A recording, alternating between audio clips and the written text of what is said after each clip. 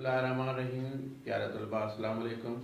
आज सलीस उर्दू का एक और सबक जो बहुत ही मानाखेज सबक है, हज अकबर। हज अकबर मुंशी प्रेमचंद का लिखा हुआ अफसाना है और अफसाना उसे कहा जाता है, अंग्रेज़ी ज़बान से ये उर्दू ज़बान में आया, जिसको शार्ट स्टोरी भी कहा जाता है। मुख्तसर किस्सा या मुख्तसर कहानी को अफसाना कहा जाता है। अफसाने को एक ही नशिस्त में पढ़ा जाता है और उसके अंदर किसी एक ही मकसद को उजागर किया जाता है। तो यहाँ जो है सलीस उर्दू के अंदर जो अफसाना है मुंशी प्रेमचंद का, मुंशी प्रेमचंद को ये भी एजाज़ हासिल है कि वो बड़े सगीर के हिंदी और उर्दू ज़बान के पहले अफसाना निगार थे। हालांकि इससे पहले सज्जाद यल्दरम जो है वो तुर्की के अफसानों को तर्जुमा करके पेश कर चुके हैं, लेकिन बड़े सगीर की सही माना में जो अक्कासी है वो मुंशी प्रेमचंद ने अदा की। तो हज अकबर की माना है ऐसा हज जो जुमे के दिन अदा किया जाए, या ऐसा हज जिसका सवाब ज़्यादा हो तो उसको हज अकबर कहा जाता है। हज इस्लाम के अरकान में से एक अरकान है जिसके अंदर इंसान अपनी जानी माली तौर पर भी खर्च करता है, और ऐसे साहिब सरवत लोग जिनके पास दुनिया दौलत होती है उसके लिए ज़िंदगी में एक मर्तबा ज़ियारत करना या हज करना ज़रूरी है। तो हज अकबर मुंशी प्रेमचंद ने ये कोशिश की है कि हज अकबर हज करना बहुत अच्छी बात है, लेकिन जो है कुछ काम ऐसे भी होते हैं जो जिनका सवाब जो है हज के बराबर या हज जैसा हो सकता है।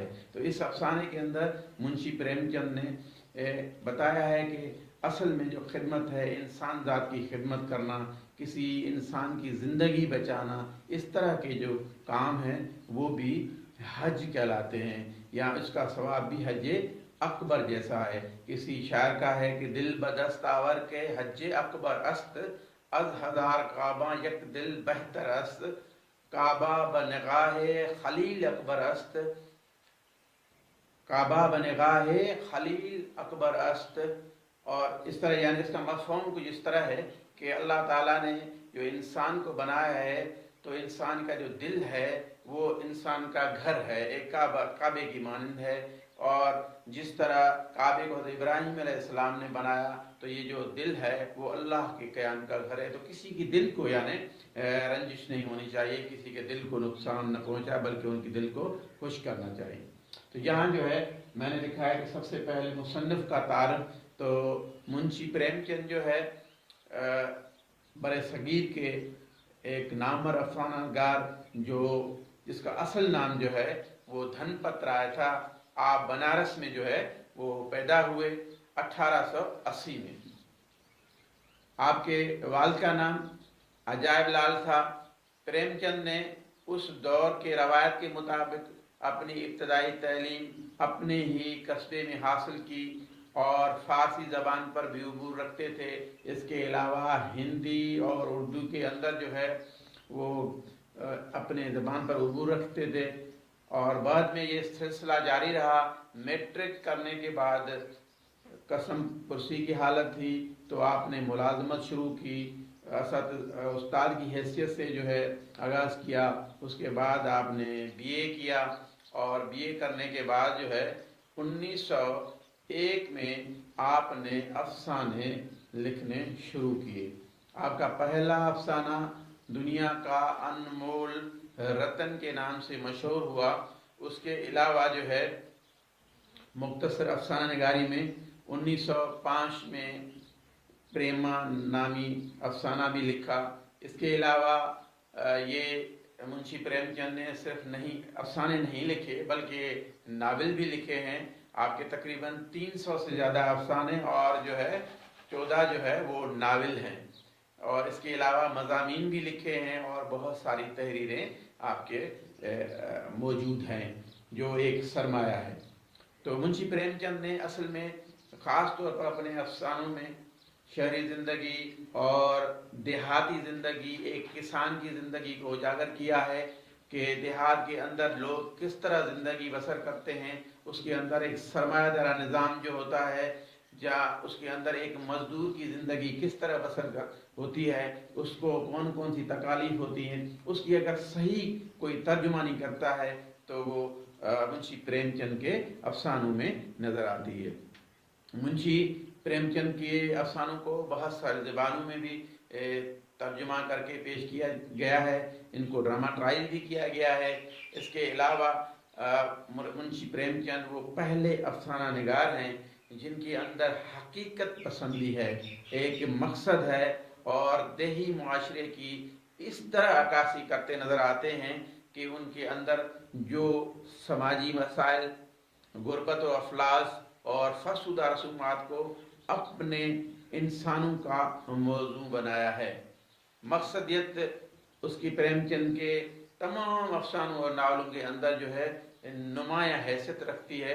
प्रेमचंद तरक्की पसंद तरीक से भी बहुत मुतासिर थे। उन्होंने हिंदुस्तान के अवाम के हयात और मसाइल का गहरा मुशाहिदा किया हुआ था और अपने हमवतनों से प्यार था, लिहाजा प्रेमचंद ने अपने कलम के ज़रिए हिंदुस्तान के किसानों और गरीब अवाम की इस्लाह और मुआशरती बेहतरी के फरीदे को सरअंजाम दिया। यही वजह है कि उनके अफसानों में मकामी रंग जो है वो नुमाया नज़र आता है। उनकी तहरीरों में उस दौर के हालात और वाक़यात और तारीख भी पाई जाती है। और हकीकत निगारी की बात की जाए तो मुंशी प्रेमचंद ने अफसाना निगारों में सच्ची, हकीकी और ज़िंदगी के बिल्कुल करीब जो वाक़यात होते हैं उनको बेहतरीन अंदाज में जो है इनफरादी तौर पर पेश किया है और इज्तिमाई तौर पर भी हो तो उसकी अक्कासी की है। तो यहाँ जो है सिलेबस के अंदर मुंशी प्रेमचंद जो है जो अफसाना निगार और नावल निगार है, जिस तरह मैंने कहा, तो मैं आपके यहाँ कुछ उसके मशहूर जो नावल और अफसाना निगार अफसाने हैं वो यहाँ मैंने तहरीर किए हैं। आपके तकरीबन 300 अफसाने और 14 नावल हैं, जिनमें मशहूर जो है निर्मला, गावदान, बाजार हुस्न, मैदान अमल, चौगान हस्ती, सौज़े वतन, इस पे पाबंदी भी लगी थी, कफन, ईदगाह, सवा से गेहूँ, ज़ादे राह, राह अमल, अनमोल रतन, पंचायत, पोस की रात, निजात, मजदूर, जुलूस, जुर्माना, ममता।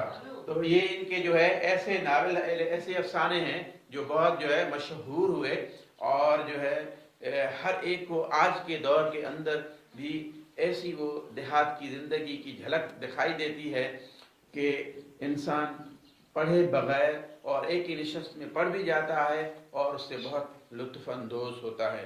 तो यहाँ जो है हज अकबर मुंशी प्रेमचंद का जो लिखा हुआ अफसाना है उसके अंदर ख़ास तौर पर सरीस उर्दू के हिसाब के अंदर जो नसर में ये अफसाना है उसमें 4 किरदार हैं। साबिर हुसैन, उसकी बीवी शाकरा, उसका बेटा नसीर और उसकी दाया अब्बासी। तो ये 4 किरदार हैं। इन 4 किरदारों के अंदर जो मकसद आता है वो हज अकबर यानी एक मकसद वादे होता है कि इंसान जो किसी इंसान की जान बचाता है या ऐसा कोई काम करता है तो अल्लाह ताला उसको भी उस हज से ज़्यादा सवाब अता करता है। जिस तरह मैंने पहले बताया कि हज जो है इस्लामी अरकान में से एक रुकन है जिसको साहिब सरवत या जो जिसके पास दौलत ज़्यादा होती है उसको ज़िंदगी में करना फ़र्ज है और जिससे इंसान की जिस्मानी मुशक्क़त भी शामिल है, क्योंकि वहाँ जब हज पे जाता है तो अरकान करने के लिए जो सही करता है, जो कोशिश करता है और उसके बाद पैसे भी दरकार होते हैं तो एक रूहानी सुकून भी मिलता है और आलमगीर इज्तिमायत से इंसान सबक भी हासिल करता है। तो यहाँ जो है मुंशी प्रेमचंद के अफसाना हज अकबर का खुलासा पेशे खिदमत है। साबिर हुसैन जो एक दरमियानी क्लास का बंदा था जिसकी आमदनी कम और अखराजात ज़्यादा थे, लेकिन अपने ही इलाके के अंदर, अपने ही ख़ानदान के अंदर ज़रा मुआशरे के अंदर पीछे रहने की बजाय उसने सोचा कि किसी दाया को रखा जाए। लिहाजा उसने एक दाया रखी जिसका नाम अब्बासी था। अब्बासी उसके बेटे नसीर के यहाँ 3 साल से मुलाजमा थी। अब्बासी नसीर से बेहद प्यार करती थी, लेकिन क्योंकि साबिर हुसैन की आमदनी कम थी तो लिहाजा उसे जवाब देना भी गवारा नहीं कर सकते थे कि किस तरह इसको निकाला जाए, और उसकी मोहब्बत नसीर से ज़्यादा थी। शाकरा जो है एक सिफला मिजाज औरत थी, हर बात पर शक करती थी, कई जो चीज़ें अब्बासी लाती उनमें नुक्स निकालती रहती थी। इस तरह वो भी कोई मौका तलाश कर रही थी कि ऐसा मौका मिल जाए जहाँ जो है ये कोई गलती करे तो मैं इसको जवाब दे दूँ, ताकि हमारी आमदनी बच जाए और इसकी तनख्वाह का मसला भी हल हो जाए। तो इसी तरह जो है एक दिन अब्बासी शहर जाती है और वहाँ से आते हुए उनको थोड़ी बहुत देर हो जाती है, बस ये बहाना उनको मिल जाता है। आते ही वो अब्बासी पर जो है बरहम हो जाती है, नाराज़ हो जाती है, उस पर गुस्सा निकालती है। तो ये रोज़ाना का मामला था। अब्बासी ने सोचा कि शायद जो है मेरे खामोश रहने से ये मसला हल हो जाएगा। इसने इशारों में नसीर की तरफ इशारा किया। नसीर इसकी तरफ जैसे ही दौड़ा तो शाकरा ने उसको बाज की तरफ झपट लिया और उसको कहा कि ये तुम्हारे बगैर मर नहीं जाएगा। इसी तरह इसमें नोक झोंक होती रही और अब्बासी ने कहा कि अगर इस तरह के मामलात हैं और आप ऐसी नाराज़ हैं तो मुझे भी अल्लाह ताला ने पैदा किया है तो वो मुझे रिज़्क़ देगा। इस पर जो है शाकरा ने उसे निकाल दिया और कहा कि आप मर्दाना खाना से अपना हिसाब लेकर और चली जाएं। साबिर हुसैन जो घर के तरद्दुदात के अंदर जो है बहुत ही कम ऐसे मामलात में जो है रुखना डालते थे या इसके मामलात में नहीं उलझते थे, जब उसने पूछा तो उस वक्त अब्बासी घर से जा रही थी और उसने कहा कि बीवी ने जवाब दे दिया है। इस तरह जो है अब्बासी चली जाती है। पीछे उसका बेटा नसीर जो है अब्बासी की चले जाने के बाद जो है रोना शुरू कर देता है। माँ जो है उसको बहलाने की कोशिश करती है और उसके बाद उसको चिमकारती है, उसको प्यार करती है, लेकिन मैंने जैसे पहले बताया कि अब्बासी के साथ वो बहुत मानूस हो गया था। 3 साल तक जो है उसको अपनी माँ जैसा ही प्यार करता था और अब्बासी भी उससे प्यार करती थी। और वो रोते रोते सिसकते रो जाता है। माँ उसे खौफ दिलाती है, उल्लू से डराने की बात करती है, हवा, फिर उसको राज़ी करने के लिए मेला दिखाने की, यानी मुख्तलिफ जो है ऐसी चीज़ें बताती है जिससे बच्चा जो है वो रोना बंद करे। लेकिन जो है वो बच्चा है कि रोता ही जा रहा है और इस तरह नसीर जो है वो सिसकते सो जाता है और वालदा उसकी शाकरा जो है अपने घर के काम काज में लग जाती है। उसके बाद जब ये अब्बासी चली जाती है, बच्चे की हालत बिगड़ जाती है, नसीर बीमार पड़ जाता है और उसके बाद जो है उनका इलाज शुरू हो जाता है, लेकिन इलाज के अंदर कोई अफाका नहीं होता। इसी दौरान साबिर हुसैन जो है बहुत गुस्सा करते हैं अपनी बीवी पर और उनको कहते हैं कि अगर उस बच्चे को हुआ तो उसकी जिम्मेवार आप होंगे। आखिर माँ भी जो है उसकी ममता है, उसने सोचा कि मैंने बहुत गलती की है। एक दिन उससे पछतावा होता है और सोचती है कि किसी बड़े हकीम को लाएं ताकि इसका इलाज हो जाए। जिस पर शाकिर हुसैन उसे कहता है, साबिर हुसैन कहता है कि आप चाहे लुकमान हकीम को ही क्यों न बुला दें, लेकिन इसको अफाका नहीं होगा। तो इसी तरह जो है माँ जो है आखिर उसकी ममता जागती है, वो बहुत अफसोस करती है और कहती है कि अगर मेरा घर जो है देखा हुआ होता तो मैं कब के अब्बासी को मना कर लाती। उस पर जो है साबिर हुसैन उसे कहता है कि आप जो है न जाएं, मैं उसको मनाने के लिए मिन्नत समाजत करके उसको ले आऊँगा। दूसरी जानिब दूसरा हिस्सा जो है वो अब्बासी की हालात और वाक़यात पर है। अब्बासी को इसके अंदर मुंशी प्रेमचंद ने खूबसूरत अल्फाज में जो है समेटा है कि अब्बासी का ख़ानदान कभी गुलाब के पौधे की मानंद था और रफ्ता रफ्ता ख़ज़ा ने उनकी पत्तियाँ झाड़ दी और आस्ता आस्ता वो अपने ख़ानदान में अकेला रह गई थी। उसकी नसीर से मोहब्बत थी तो नसीर की मोहब्बत को इस अंदाज में पेश किया है कि जिस तरह सूखी हुई टहनी में जान पड़ जाए। लेकिन जब ये सहारा भी ख़त्म हो गया تو عباسی جو ہے اپنے گھر چلی گئی، اور اس دوران عباسی نے سوچا کہ یہاں جی نہیں لگتا۔ کئی مرتبہ اس نے سوچا کہ میں نصیر کے یہاں جاؤں، لیکن وہ نہ آ سکی، اور اس نے سوچا کہ اسی دوران ایک قافلہ جو حج کی طرف، جو مکہ پاک مدینہ پاک حج کرنے کے لیے تیار تھا، عباسی نے سوچا کہ میں بھی حج کو جا رہی ہوں، اور اس نے رخت سفر باندھا اور اسٹیشن پر پہنچی۔ یہاں صابر حسین جو ہے عباسی کی اطاعت کرنے لگتا ہے، اس کے گھر پر پہنچتا ہے، وہاں یہ پتہ چل جاتا ہے، اسے چلتا ہے کہ عباسی جو ہے حج کو جا رہی ہے، اور آج جو ہے وہ اسٹیشن سے ریلوے کے ذریعے ہو جائے گی۔ تو وہاں صابر حسین اپنی سائیکل پر تربتر ہو کر بہت جو ہے پسینے سے وہاں پہنچتا ہے۔ عباسی اس کو جیسے ہی دیکھتی ہے تو اسے نہ جانے ایسا معلوم ہوتا ہے کہ اللہ خیر کرے، کہیں نصیر کی طبیعت خراب تو نہیں۔ تو وہ عباسی ویسے بھی جو ہے نصیر سے بے حد محبت کرتی تھی، ہمیشہ ان کے کم کھانے، اس کے بعد نظر بد سے بچنے کے لیے تائید گنڈے کراتی، اس کو اپٹن ملتی، اس کے صحت کا ایسا خیال رکھتی کہ ماں بھی اس پر رشک کرتی۔ تو اس کا دل دھڑکنے لگا اور دہکنے لگا۔ اس نے سوچا کہ خدا خیر کرے، جو ہے صابر حسین اس حالت میں آ رہے ہیں، اور اس نے جان بوجھ کر ریلوے کی کھڑکی سے اپنا سر باہر نکالا تاکہ جو ہے صابر حسین اسے دیکھ سکے۔ اور صابر حسین نے جب دایا کو دیکھا اور اس کو کہا کہ آپ جو ہے حج پہ جا رہی ہیں، اس نے کہا ہاں میں حج پہ جا رہی ہوں، بتائیے نصیر کی طبیعت کیسی ہے؟ تو صابر حسین نے پرچشم آنکھوں سے درد بھرے لہجے میں کہا کہ انشاءاللہ اللہ چاہے گا تو اس کو زندگی مل جائے گی، وہ تو اسی دن سے بیمار ہے جس دن سے آپ اس کو چھوڑ کر آئی، تمام حکیموں کا علاج بے سود ہو گیا ہے۔ یہ بات کہنی تھی، اور عباسی کا دل دھڑکنے لگا، اور بے چین ہو کر کولی کو بلایا، کولی کو کہا کہ میرا سامان دیجئے، حج وج مجھے نہیں کرنا، اور حج زندگی رہی تو پھر کبھی کر لیں گے۔ اسی طرح وہ کوچوان پر ٹانگے پر سوار ہوتی ہے، ہر وقت اسے بے چینی ہوتی ہے اس طرح کہ وہ جلدی سے پہنچ جائے۔ اور وہاں جو ہے شاکرا کا بھی یہی حال ہے، وہ اپنے دروازے پر ٹکٹکی لگائے دیکھ رہی ہوتی ہے، جہاں ایک بہت بہترین محاورے کو استعمال کیا گیا ہے، جیسے کوئی یتیم بچہ جو ہے یعنی کسی کو حسرت کی نگاہوں سے دیکھتا ہے۔ تو وہاں جیسے ہی عباسی پہنچتی ہے تو عباسی کو دیکھ کر شاکرا خوش ہوتی ہے۔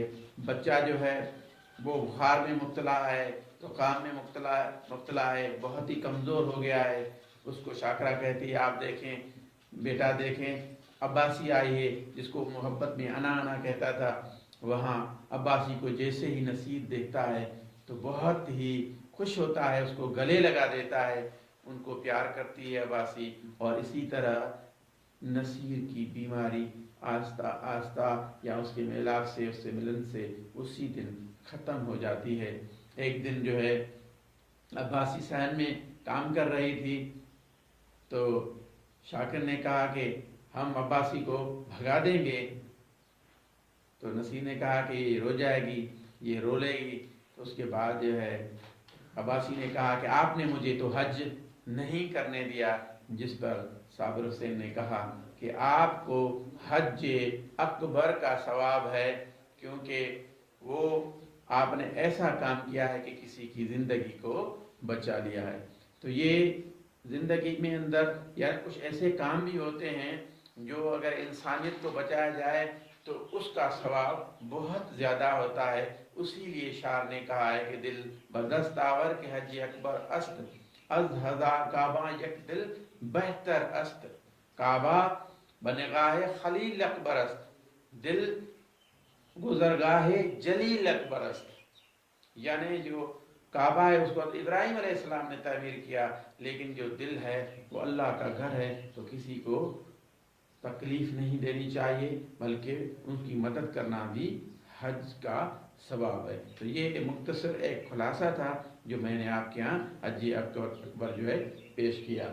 اس کے اندر جو ہے کچھ الفاظ آتے ہیں، جس طرح گلے کا ہار، یعنی جو نصیر تھا وہ عباسی کے گلے کا بالکل قریب رہنا، ہار جو ہے وہ گلے کے قریب رہتا ہے، بہت پیارا بالکل قریب رہنے والے کو جو ہے گلے کا ہار کہا جاتا ہے۔ حلیم، حلیم کی معنی بردبار کی ہے، تحمل والے انسان کو حلیم کہا جاتا ہے۔ بدگمان یعنی برا گمان کرنے والا جو ہے اس کو بدگمان کہا جاتا ہے۔ اسی طرح ایک اور لفظ ہے برہم، برہم ہونا ناراض ہونا، کسی پر غصہ نکالنا۔ اور ایک لفظ ہے تردد، تردد کی معنی ہے پریشان ہونا، پریشان ہونا۔ اور برہناپا، برہناپا کی معنی ہے ننگے پاؤں۔ اور تئیں، تئیں بلانا غم بھلانا۔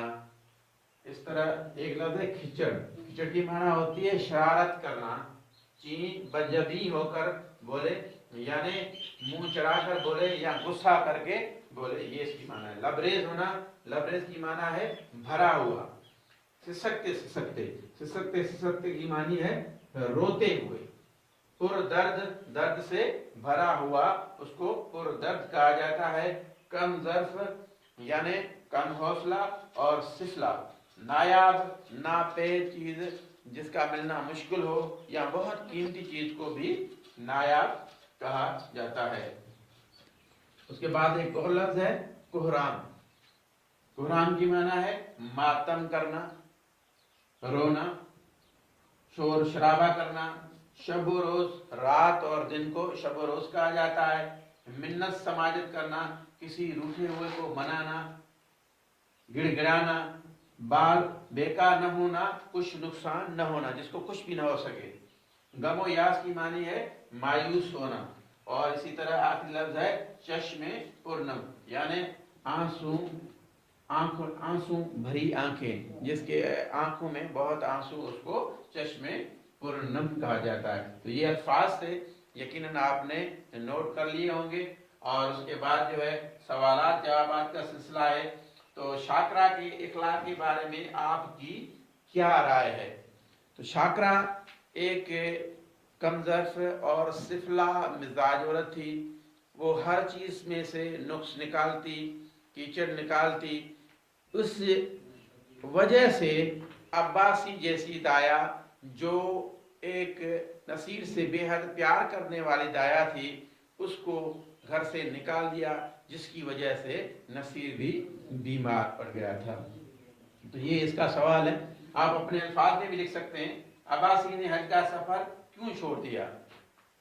جب عباسی گھر سے چلی جاتی ہے تو عباسی حج کی طرف، حج کا ارادہ کرتی ہے اور حج کرنے کے لیے تیار ہو جاتی ہے۔ اور جب صابر حسین کو پتہ چلتا ہے کہ وہ حج کو جا رہی ہے تو اس کی ملاقات ہوتی ہے۔ اور جیسے ہی عباسی کو یہ پتہ چل جاتا ہے کہ نصیر جو ہے وہ بیمار ہے، تو وہ اپنے حج کا سفر ترک کر دیتی ہے، اور نصیر کی بیماری کی وجہ سے حج وہ نہیں کرتی اور وہ واپس لوٹ آتی ہے۔ عباسی کی نصیر سے کس قسم کی محبت تھی؟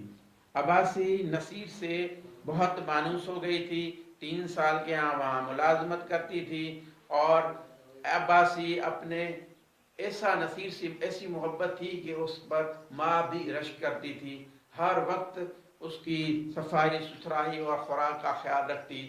نظر بد سے بچانے کے لیے لوگ دوسری عورتوں کے سامنے اس کی کم خوراکی کا ہنر ہوتی، تائید گنڈے کراتی، تاکہ اس کو جو ہے کوئی نظر بد نہ لگ جائے، اور ہمیشہ کم خوراکی کی بات کرتی۔